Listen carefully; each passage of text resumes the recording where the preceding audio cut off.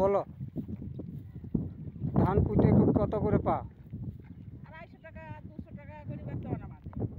দেখি সংসার চলে, ওদের সংসার চলে না। আমরা খেটিয়ে খাই, আমরা লেবার খাটি।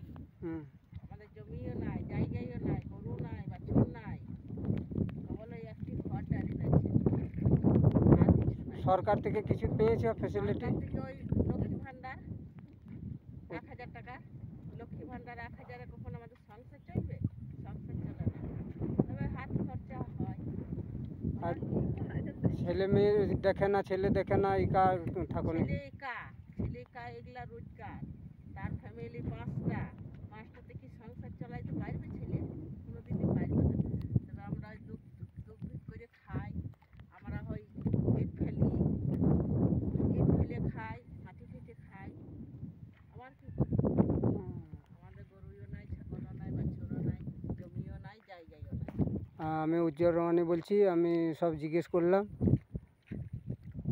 এদের খুব সমস্যা আছে, সমস্যার যত সমাধান করতে পারেন দেখুন, চেষ্টা করুন।